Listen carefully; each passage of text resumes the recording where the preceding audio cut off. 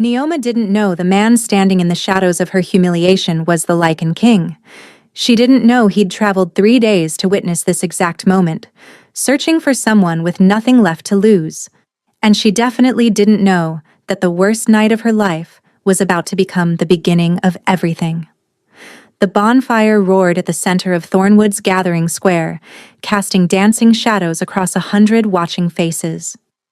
Neoma stood before them all, wearing the ceremonial white dress she'd sewn by hand, silver threads catching firelight like scattered stars. Tonight was supposed to be her claiming ceremony.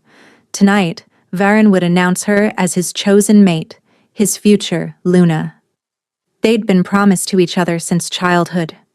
Everyone knew it. Everyone expected it. So when Varen stepped onto the raised platform, his dark hair gleaming and his jaw set with determination, Neoma's heart swelled with anticipation. Then she saw who walked beside him, Lysara Ashford, daughter of the Western Ridge Alpha. Draped in silk that cost more than Neoma's family earned in a year, with rubies glittering at her throat and a smile like a cat who'd caught something helpless. The crowd murmured. Neoma's blood turned to ice. "Pack of Thornwood," Varen announced, his voice carrying across the silent square. "I've called you here tonight to present my chosen mate, my future Luna." His eyes found Neoma's. She saw it then, the apology, the guilt, the cowardice. He looked away. "Lysara Ashford has accepted my claim." The world tilted. Neoma heard gasps, whispers, someone laughing. Her mother's choked sob somewhere behind her. But all she could focus on was Varen's hand wrapped around Lysara's waist, possessive and certain, in the exact spot where he'd held Neoma just 3 nights ago when he'd whispered promises against her skin. "The Ashford alliance will strengthen our pack," Varen continued, speaking to the crowd but addressing her, justifying, explaining, making it political when they both knew it was simply that Lysara was wealthy and Neoma was not. This decision wasn't made lightly. Wasn't it? The words escaped before Neoma could stop them. Silence crashed down. 100 heads turned toward her. Varen's expression flickered. Shame, irritation, something harder beneath. "Neoma, don't do this." "Don't do what?" Her voice cracked, but she forced herself to stand straight. She would not crumble. Not here. Not in front of everyone who'd watched her prepare for this night since she was 16. "Don't ask why you're standing with her when you were in my bed 3 days ago." More gasps. Lysara's painted smile faltered. "You're embarrassing yourself," Varen said quietly. "No." Neoma's hands trembled, but her voice steadied. "You embarrassed me. I'm just refusing to be silent about it." She turned and walked, one foot in front of the other. Past the whispers, past the pitying stares, past her mother reaching for her arm. She kept walking until the bonfire was a distant glow and the forest swallowed her whole. Only then did she let herself break. Neoma collapsed against an ancient oak, her white dress pooling in the dirt like a surrender flag. Sobs racked her body, ugly, gasping sounds she couldn't control. 3 years of waiting, a lifetime of promises. Gone because a richer option walked through the door. She was still crying when the voice emerged from the darkness. "He's a fool." Neoma's head snapped up. A figure stood between the trees, half hidden in shadow. Tall, impossibly still. Eyes that caught the distant firelight and reflected it back like molten silver. "Who's there?" she demanded, scrambling to her feet. The stranger stepped forward, and something deep in her chest pulled tight without warning. He moved like smoke given form, fluid, unhurried, utterly certain of his place in the world. His dark coat brushed the forest floor, and his black hair was pushed back from a face that belonged in old paintings of warrior kings. Sharp cheekbones, a jaw that could cut glass, and those eyes, pale gray, almost silver, watching her with an intensity that made her feel stripped bare. "I didn't mean to intrude," he said. His voice was low, rough-edged, like distant thunder. "Though I admit I've been watching." Watching. Neoma's wolf stirred, hackles rising. She was alone in the woods with a stranger twice her size, and something about him screamed predator in a way that went beyond pack rankings. You were at the ceremony? At the edge of it. Why? He tilted his head slightly, studying her. Because I heard there was a woman in Thornwood who deserved better than what she was getting. I came to see if the rumors were true. Neoma laughed bitterly, wiping her face with the back of her hand. Well, you saw it. The pathetic she-wolf rejected for a shinier option. Show's over. That's not what I saw. Something in his tone made her pause. What did you see then? A woman who held her head high when a lesser person would have collapsed. Who spoke truth when silence would have been easier? Who walked away with dignity when she had every right to burn that platform to the ground? He stepped closer, and the moonlight finally caught his features fully. He was beautiful in the way storms were beautiful, awe-inspiring and dangerous. That's rare, Neoma. Her name in his mouth sent an involuntary shiver down her spine. How do you know my name? I know many things about you. He didn't smile, but something softened in his expression. I know your mother is sick, and the healers cost more than your family can afford. I know Varen promised you'd want for nothing as his Luna, and now that promise is ash. I know you have no dowry, no connections, and after tonight, no prospects. Each word landed like a blow. Neoma's chest tightened. If you came to mock me, I came to offer you a solution. She stared at him. What kind of solution? Marriage. The word hung in the air between them. Neoma waited for the punchline, the cruel twist, but his expression remained steady. You don't know me, she said slowly. We've never met. Why would you possibly want to marry me? I have my reasons. That's not an answer. No, he agreed. But it's all I can offer tonight. What I can tell you is this. I need a wife. Someone strong. Someone who won't crumble under pressure or be bought by the first person who waves gold in her face. His gaze held hers. Someone like you. You're insane. Possibly. He reached into his coat and withdrew a small object. A ring. Simple black iron, carved with symbols she didn't recognize. But I'm also offering you a way out. Marry me tonight, and you'll never want for anything again. Your mother's healers, your family's debts, all handled. Neoma's heart pounded. And what do you get? A wife who owes me nothing but her word. No politics, no family alliances, no ulterior motives. He turned the ring over in his fingers.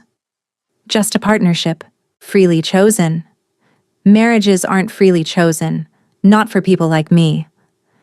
Then perhaps it's time someone changed that. She should refuse. Every rational instinct screamed at her to walk away from this stranger with his impossible offer and his unreadable eyes.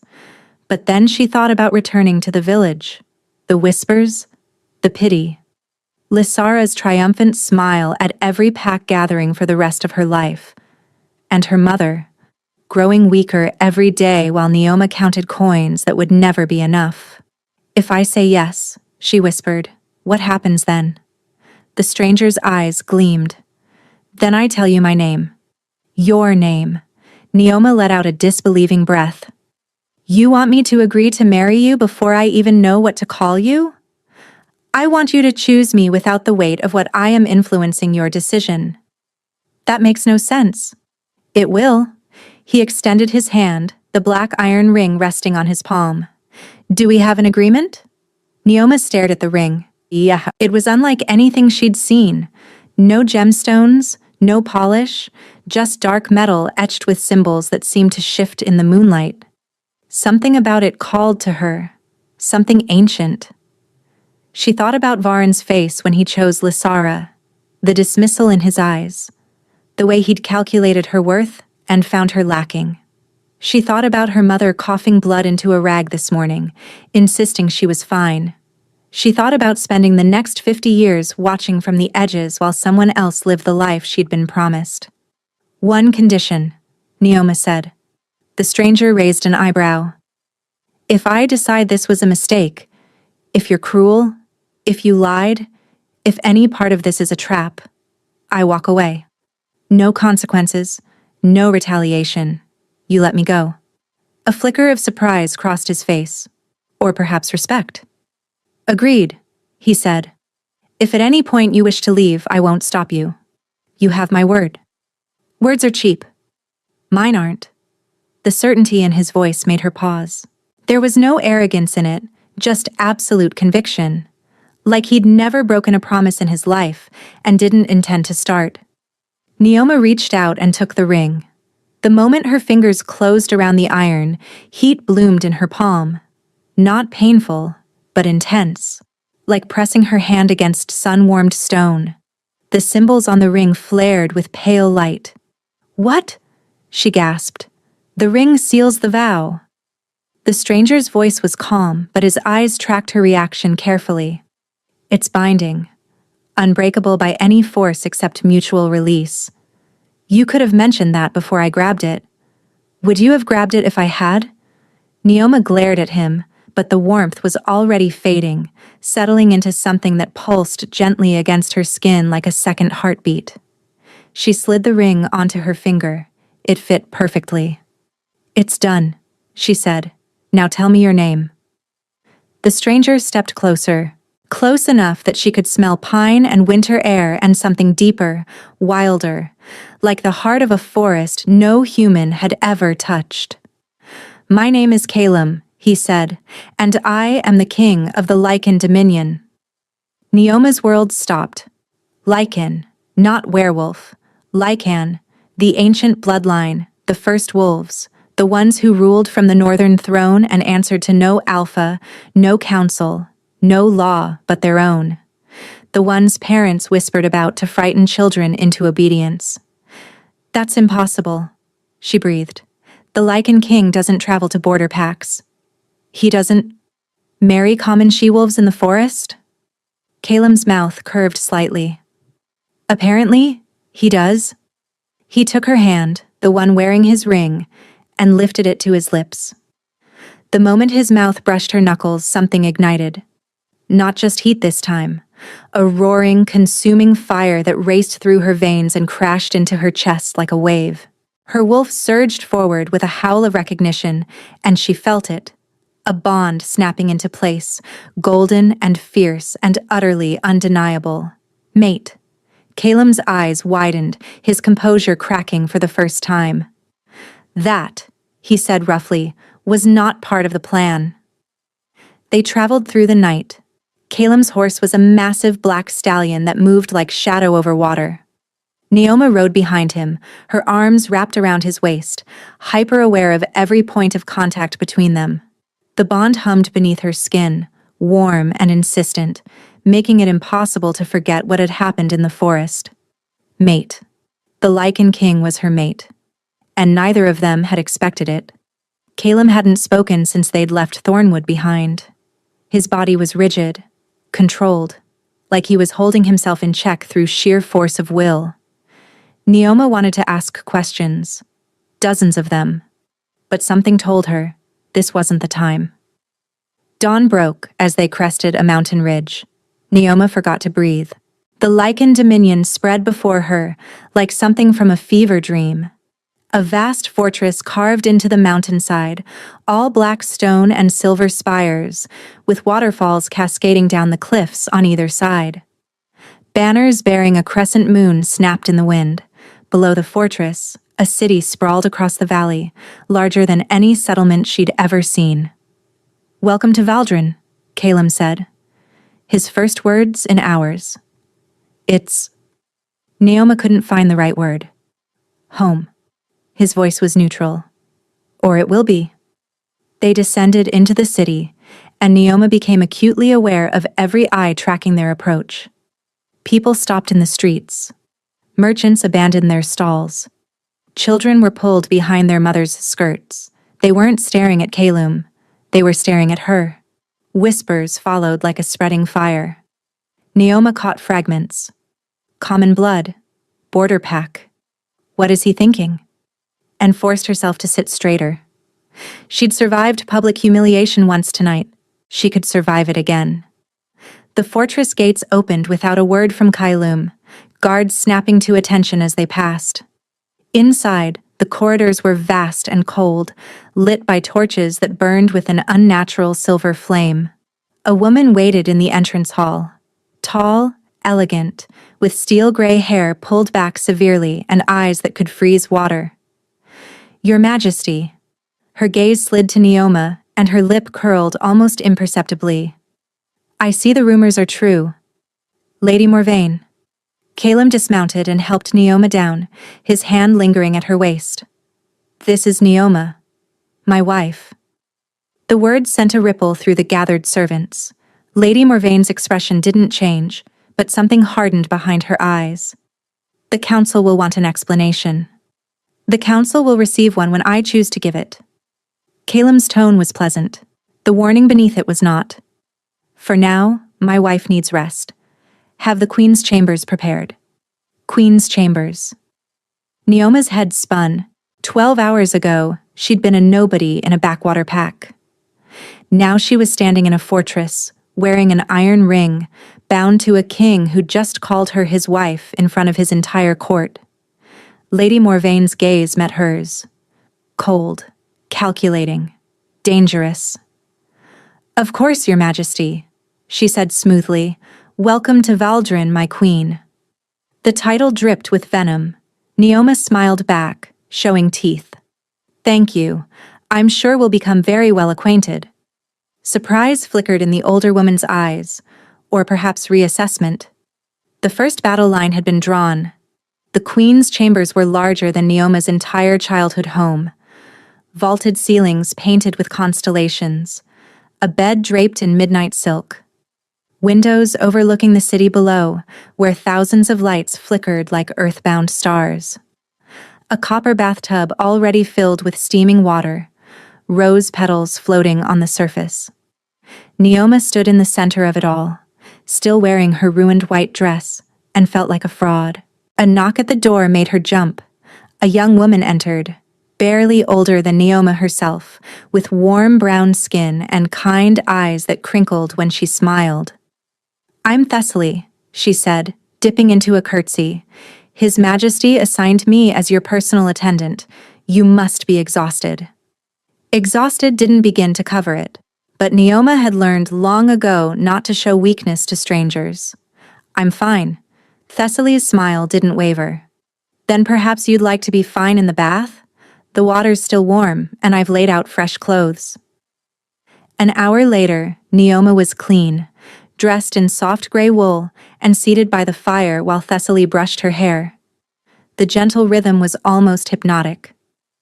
"Can I ask you something?" Neoma said. "Of course, my queen." "Why does everyone look at me like I've committed a crime?" Thessaly's hands paused briefly before resuming their steady strokes. "The court expected His Majesty to marry Lady Seren Ashford. The alliance has been negotiated for years." Neoma's blood chilled. "Ashford?" "The Western Ridge Alpha's eldest daughter. She arrived at court 2 months ago, expecting a proposal by winter's end." Thessaly met her eyes in the mirror. "Instead, His Majesty left without explanation and returned with you." "Ashford. The same family as Lysara, Varen's chosen Luna. This couldn't be coincidence." "Lady Morvain," Neoma said slowly. "Is she connected to the Ashfords?" "She's Seren's aunt, and the head of the King's Council." The pieces clicked together with sickening clarity. Caleb hadn't just married her to escape an unwanted alliance. He'd declared war on the most powerful family in his court. And she was standing in the middle of the battlefield. "I need to speak with the king," Neoma said.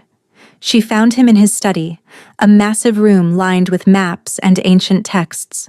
He stood by the window, staring out at the mountains, his shoulders carrying a weight she was only beginning to understand.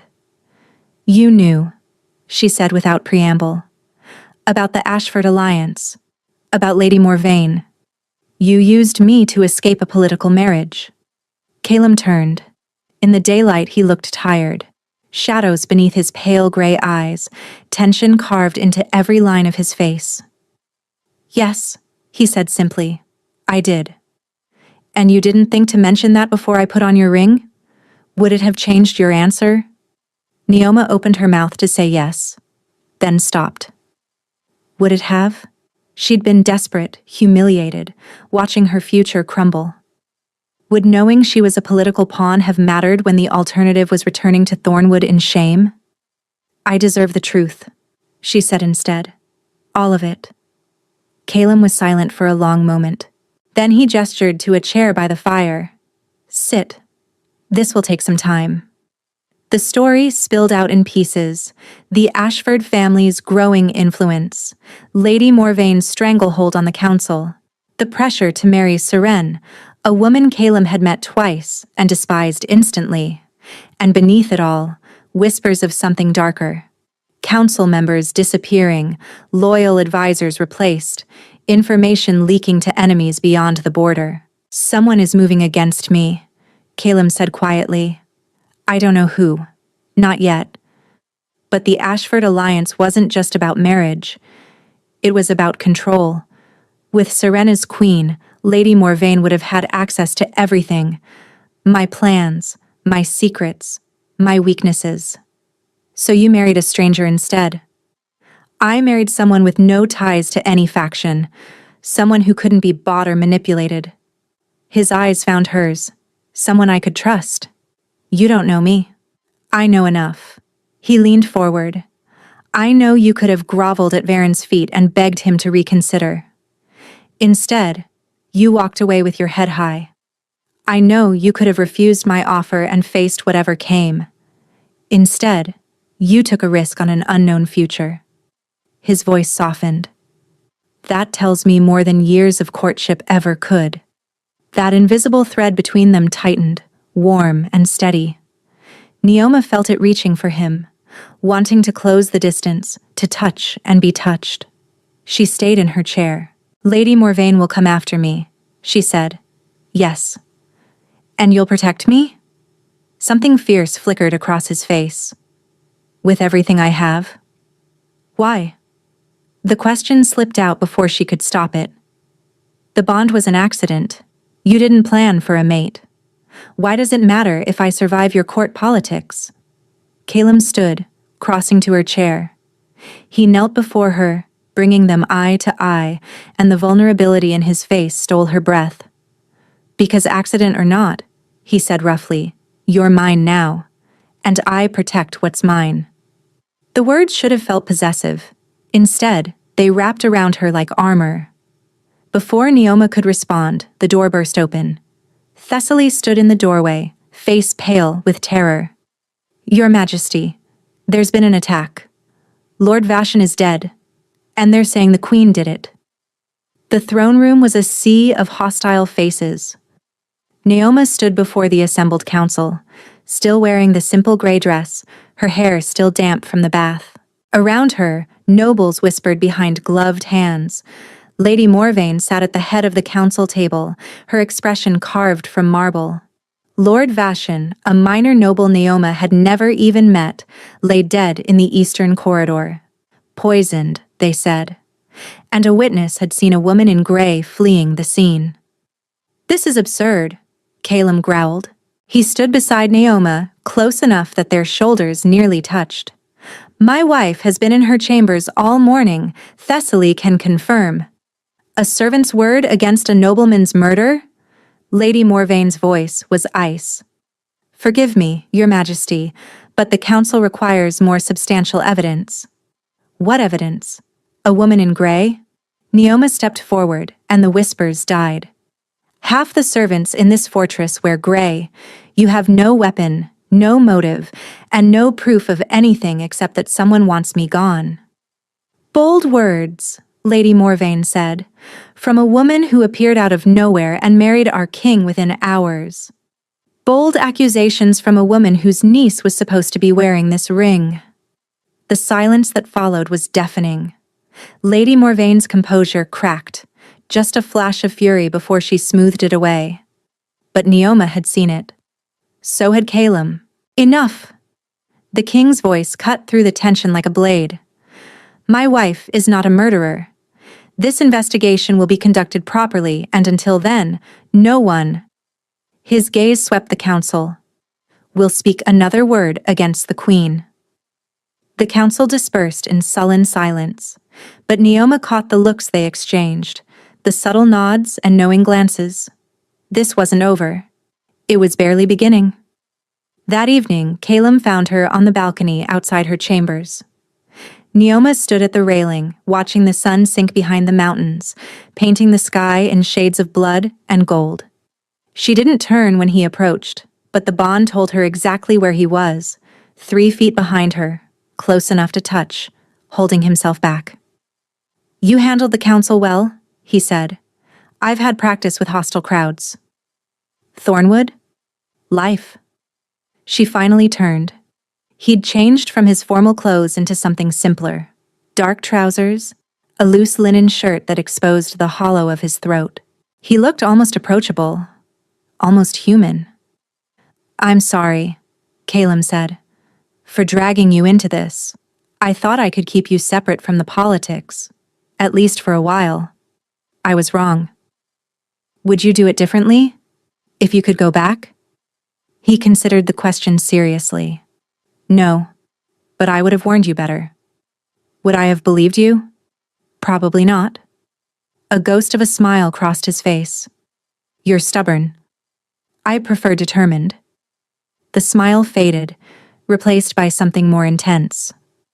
"Neoma, the bond between us, I didn't expect it.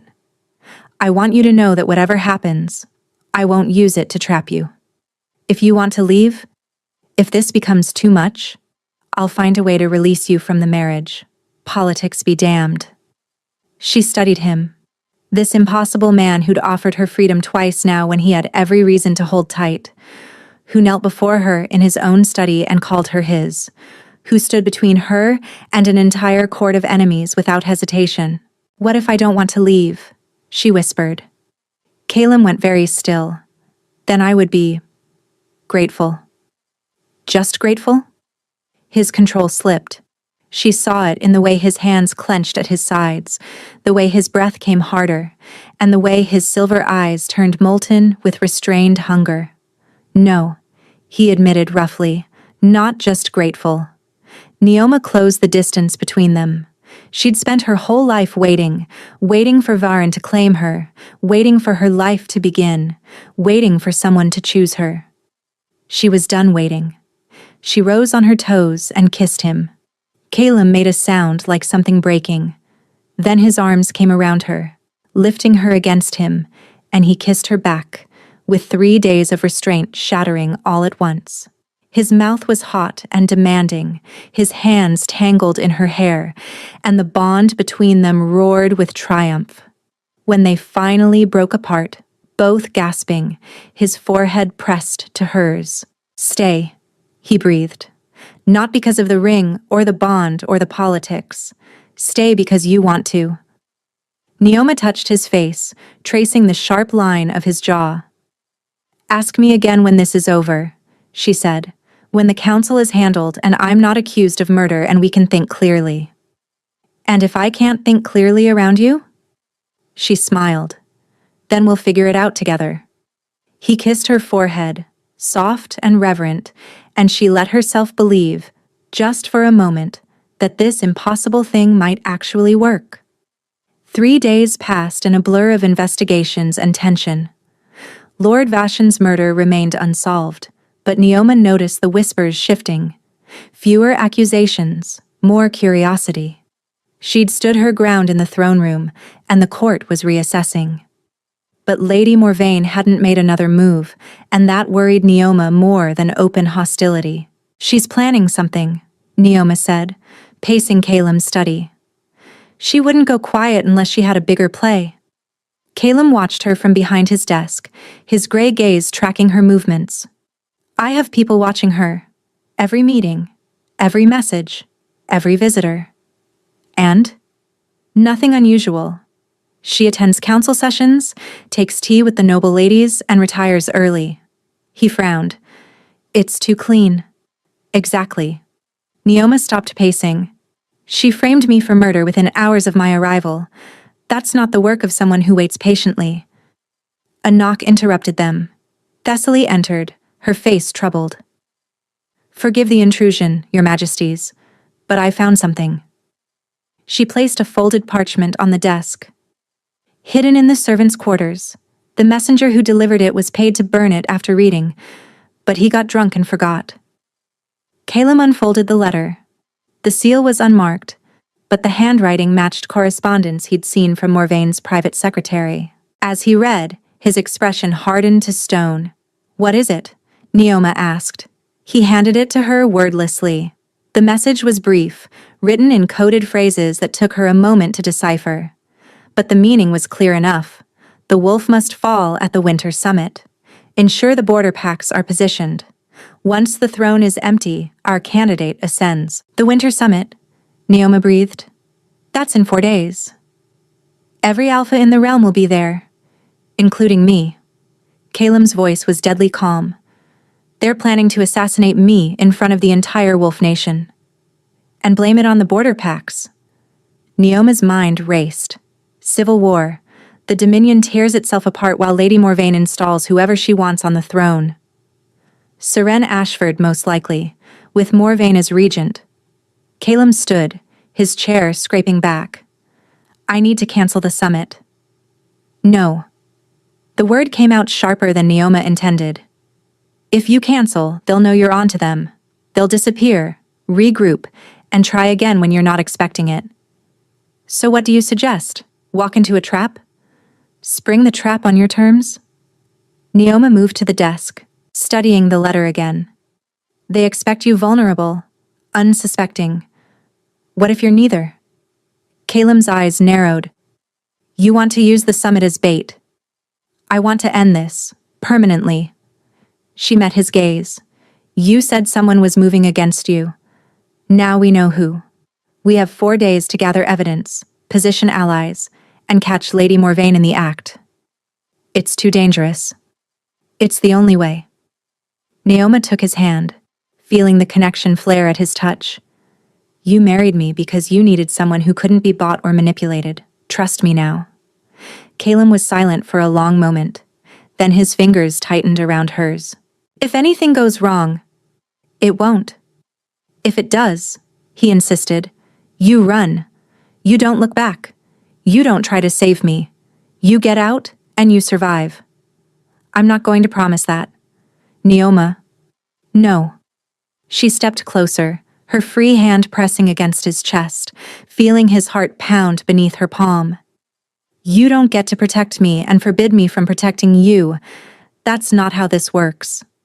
His composure cracked, fear, frustration, and beneath it all, a desperate tenderness that made her chest ache. You're impossible, he murmured. So I've been told. He pulled her into his arms, holding her like she might disappear. 4 days, he said against her hair. We end this in 4 days. Outside the window, storm clouds gathered over the mountains. Neoma watched them roll in and felt the same tempest building in her blood. War was coming, and she intended to win. The winter summit transformed Valdrin into a sea of banners and bristling power. Alphas arrived from every corner of the realm, mountain packs and forest clans, coastal territories and desert tribes. They filled the great hall with their entourages, their suspicions, their barely concealed rivalries. And in the center of it all stood Caleb, greeting each arrival with the cold courtesy of a king who trusted no one. Neoma watched from the gallery above, dressed in deep blue velvet, Caleb's colors. Thessaly had woven silver threads through her hair, and the iron ring gleamed on her finger. She looked like a queen. She felt like a target. Nervous, Thessaly whispered beside her. Terrified, Neoma admitted. But that's never stopped me before. Thessaly pressed something small and cold into Neoma's palm, a knife, barely longer than her finger. Just in case, she whispered. Neoma tucked it into her sleeve and squeezed Thessaly's hand in silent thanks. Below, she spotted Lady Morvaine moving through the crowd, all gracious smiles and whispered conversations. The woman hadn't looked at Neoma once all evening. That, more than anything, confirmed they were on the right track. The plan was simple. Caleb would give his opening address at midnight, standing on the raised platform at the hall's center. According to their intelligence, that's when the assassin would strike. A poisoned blade, meant to look like an attack from the border packs. But Caleb wouldn't be alone on that platform. Neoma descended the stairs as the clock approached midnight. The crowd parted for her, some with curiosity, others with open hostility. She kept her chin high, her steps steady. She found Caleb at the base of the platform. His eyes found hers immediately, and something passed between them. Fear, trust, love. Neither had spoken aloud. Together, she said quietly. Together, he agreed. They climbed the steps side by side. The hall fell silent, hundreds of eyes fixed on the Lycan king and his unexpected queen. Caleb began to speak, his voice carrying to every corner. Words about unity, about strength, about the future of the realm. Neoma barely heard them. Her attention was fixed on the shadows at the edge of the hall, where their planted guards waited. On Lady Morvain's face, smooth and patient. On the servant moving through the crowd with a tray of goblets, angling closer to the platform with each step. Closer. Closer. The servant's hand slipped beneath the tray. Now, Neoma breathed. The hall exploded into chaos. Guards surged from the shadows, intercepting the servant before his blade could clear its hiding place. Screams erupted. Nobles scattered. And in the chaos, Lady Morvain made her move. Neoma saw it happen in fragments. Morvain's hand signal, the side door bursting open, armed men pouring into the hall wearing no colors, no insignias. Mercenaries. Dozens of them. Caleb! Neoma grabbed his arm as the first wave reached the platform. He was already moving, shoving her behind him, a blade appearing in his hand from somewhere. The first mercenary fell with his throat opened. The second crumpled with a broken neck. But more kept coming, an endless tide of steel and violence. "Get her out!" Caleb roared to Thessaly, who'd somehow appeared at the platform's edge. "Get her to safety." "I'm not leaving you. Neoma, please." A crossbow bolt sang through the air. Neoma saw it coming before Caleb did. Time slowing to a crawl as the iron tip arrowed toward his heart. She didn't think. She moved. Her body collided with his, sending them both crashing to the platform floor. The bolt whistled past, so close she felt it tug at her hair. "Are you insane?" Caleb's voice was ragged, his arms locked around her. "Probably." She struggled upright, scanning for the shooter. There, in the gallery where she'd stood minutes ago, already reloading. "We need to move." They ran, through the chaos of the hall, past fighting guards and fleeing nobles, toward the small door behind the throne that led to the private corridors. Mercenaries tried to intercept them. Caleb cut through them like wind through wheat, his movements brutal and efficient. But there were too many. For everyone that fell, two more appeared. They burst through the door and into the corridor beyond, only to find Lady Morvain waiting. She wasn't alone. A dozen guards flanked her, and kneeling at her feet, bound and gagged, was Thessaly. "Your Majesty." Morvain's smile was poison. "I'd hoped you'd make it this far." Caleb stepped forward, blade raised, but the guards leveled crossbows at his chest. Ah, Morvain tutted. "One more step and your little servant dies, then you, then your wife." The word dripped with contempt. "This is treason," Caleb growled. "You'll hang for this. I'll rule for this." Morvain's composure cracked, revealing the ambition beneath. 40 years I've served this throne, watched your father squander opportunities, watched you reject perfectly good alliances for sentiment. No more." She gestured, and two guards seized Neoma's arms. "The border packs will be blamed for tonight. You'll both die martyrs. And when the realm cries out for leadership, my niece will answer." Seren doesn't have the strength to hold the throne. Seren doesn't need strength. She has me. Naoma's mind raced. The guards holding her were focused on Kalum, on the threat he posed. They'd dismissed her as helpless. A common wolf? A nobody. Their mistake. She let her body go limp, sagging in their grip. The guards adjusted their hold, leaning in to support her weight. Neoma moved.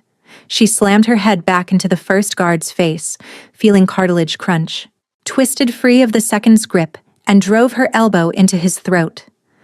The knife Thessaly had slipped her slid from her sleeve into her palm. Lady Morvaine's eyes widened. "Stop her!" Too late. Neoma lunged, blade pressing against Morvaine's throat before anyone could react. "Call them off," she said quietly. "Now." The corridor froze. Guards looked to their mistress uncertain. Kalum used the hesitation to disarm the two nearest him, their crossbows clattering to the floor. "You won't kill me," Morvaine sneered, but her voice trembled. "You're too soft.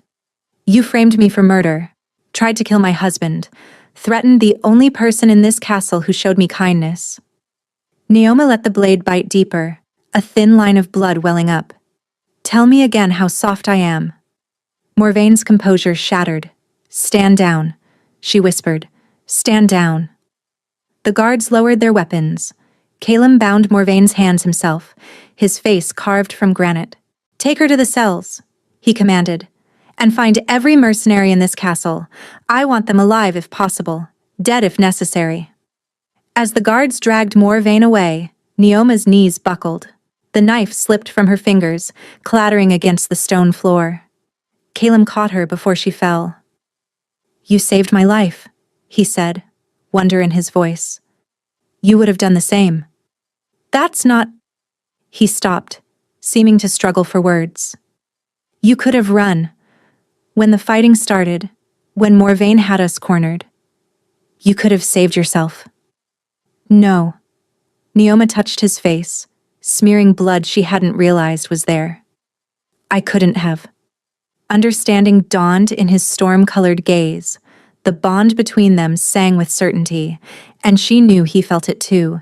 The absolute knowledge that walking away had never truly been an option, for either of them. "Neoma," he breathed. She kissed him before he could say more, tasting blood and ash and desperate relief. His arms crushed her against him, and she let herself fall into the embrace of a man she'd married as a stranger and chosen as a mate. Around them, the chaos slowly settled into order. Guards secured the hall, healers tended the wounded, and somewhere in the dungeons below, Lady Morvaine awaited justice. But in that moment, none of it mattered. Only this. Only them. Only the impossible miracle of finding home in each other's arms. The aftermath took 3 days to sort through. Lady Morvaine confessed under interrogation, implicating a network of conspirators that stretched across half the noble houses. Lord Vashan's true killer, one of Morvaine's hired blades, admitted to the framing under questioning. Seren Ashford, confronted with evidence of her aunt's treason, collapsed into hysterical denials before being escorted back to Western Ridge in disgrace. Most delegations departed within days, their oaths renewed and their suspicions laid to rest. The border pacts, cleared of any involvement, reaffirmed their loyalty with fervent gratitude. And Neoma found herself standing before the full court as Kalum addressed the realm. "This woman," he said, his voice carrying to every corner of the throne room, "saved my life, saved this kingdom. She came to us with nothing but her courage, and she gave us everything." The court that had whispered common blood now looked at her with something approaching awe. But the moment that mattered most came later that evening, when an unexpected delegation arrived at the gates. Neoma recognized the banner before she saw the faces. Thornwood, her former pack, and leading them, looking 10 years older than he had 2 weeks ago, was Varen. Kalum moved to intercept, but Neoma touched his arm. "Let me," she said quietly. She met Varen in the entrance hall, acutely aware of the guards at her back, the crown's weight she now carried. Neoma. Varn's voice cracked. I needed to see. See what? She kept her tone neutral. Your rejected mate standing in the palace you'll never enter? The nobody who married the Lycan king? He flinched. I made a mistake. You made a choice. There's a difference. Lysera left me. The words tumbled out, desperate. The moment she heard about your marriage, she broke the engagement. Said there was no point tying herself to Thornwood when the real power was here. He laughed bitterly. She never wanted me, she wanted a stepping stone. Neoma felt nothing. No satisfaction, no vindication, no lingering hurt. Just a quiet clarity, like watching storm clouds part after a long rain. I'm sorry that happened to you, she said, and she meant it. But it doesn't change anything between us. If I could go back, you can't. She stepped closer, holding his gaze. And even if you could, I wouldn't want you to. Because that night, when you chose her over me, you set me free. You sent me into those woods where I found something I never knew I was missing. She glanced back at Kalum, who watched from the doorway with barely concealed tension. I found my home, she said simply. So thank you, Varn, for the best mistake you ever made. She turned and walked away without looking back. Kalum met her halfway, his hand finding hers. Are you all right? Better than all right. She squeezed his fingers. I received word this morning. My mother's fever broke. The healers you sent arrived in time. Her voice softened. I'm exactly where I'm supposed to be. They walked together through the torch-lit corridors, and Neoma realized she wasn't pretending anymore. Wasn't playing the part of queen, of mate, of someone who belonged. She simply did. The council meets tomorrow, Kalum said. There's still work to be done. Rebuilding trust, reforming the guard, preparing for the spring. I know. It won't be easy. Nothing worth having ever is. He stopped walking, turning to face her. Stay, he said. Not because of the bond or the ring or duty. Stay because you want to. Neoma smiled. I thought you'd never ask. Spring came to Valdrin like a held breath finally released. Snow melted from the mountain peaks, flowers erupted in the castle gardens, and for the first time in decades the realm breathed easy. Lady Morvaine's trial had concluded with a sentence of exile, stripped of titles, lands, and power, sent to live out her days in a remote monastery where her ambitions could harm no one. Some had called for execution. Kalum had chosen mercy. Dead martyrs are dangerous, he'd told Neoma. Living failures are just pitiful. 3 months of peace had settled over the Dominion. 3 months of council meetings and diplomatic visits and quiet evenings by the fire. 3 months of learning each other. His habit of reading late into the night. Her tendency to steal his shirts because they smelled like him. 3 months of falling deeper with every passing day. Neoma found him on the battlements, their spot now, watching the sunset paint the mountains gold. Thessaly told me you've been up here for hours, she said, joining him at the wall. Thinking. About? He turned to look at her, and her heart stuttered. Even now, even after everything, the intensity in his silver eyes made her feel like the only person in the world. About the night I found you in those woods, he said, crying in a ruined dress, looking like you wanted to burn the world down. I was a mess. You were magnificent. He took her hands. I told myself I needed a political solution, a wife with no connections, no complications. I told myself the bond was an accident, something to manage. And now? Now I know I was lying to myself from the moment I saw you. His voice roughened. I love you, Neoma. Not because of the bond or fate or whatever cosmic force threw us together. I love you because you're brave and fierce and magnificently stubborn. Because you saved my life and never once let me thank you properly. Because every morning I wake up terrified you'll realize you deserve better, and every night I go to sleep grateful you haven't figured it out yet. Tears blurred her vision. Calum, let me finish. He squeezed her hands. I know I'm not easy. I know this life isn't what you planned. But if you'll let me, I want to spend the rest of my days proving I'm worthy of you. He reached into his pocket and withdrew a ring, not the iron band she already wore, but something new. Delicate silver twisted around a deep blue stone that caught the dying light like captured starfire. Marry me again, he said. Not as strangers this time, not as a political arrangement or a desperate escape. Marry me because you love me too. Neoma laughed through her tears. You're asking me to marry you when we're already married?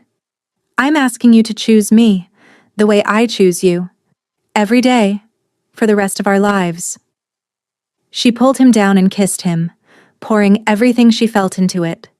The love she'd been afraid to name, the future she'd been afraid to want, the absolute certainty that this man was her home. Yes, she whispered against his lips. 1,000 times.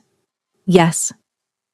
The ceremony was held under the full moon, not in the throne room with its politics and pretensions, but in the castle gardens where spring flowers bloomed in riotous color. Thessaly stood beside Neoma, beaming. Calum's most trusted guards formed an honor circle, their faces soft with rare smiles. And above them, the moon hung heavy and bright, blessing their union with silver light. Neoma wore deep blue silk that made her eyes luminous, a striking contrast to Calum's silver gaze. The iron ring still circled her finger, joined now by the silver band with its captured star. When they spoke their vows, they wrote them themselves. I came to you with nothing, Neoma said, her voice steady. Broken and betrayed, with no reason to believe in promises, you gave me freedom when you could have demanded loyalty. You gave me choice when you could have claimed ownership. You taught me that strength isn't about never falling. It's about who reaches for you when you do. Calum's eyes glistened. I came to you looking for a solution, he answered. I found something I didn't know I'd lost. You stood in my court and faced down enemies without flinching. You stood between me and death without hesitation. You showed me that a kingdom means nothing without someone to share it with. His voice dropped, rough with emotion. You are my home, Neoma. My heart. My everything. The moon blessed them as their lips met. A gentle kiss that deepened into promise, into forever, into the kind of love that songs remembered. The celebration lasted until dawn. There was music and dancing and more food than Neoma had seen in her lifetime. Warriors who'd seemed terrifying now laughed and joked, toasting their queen with genuine affection.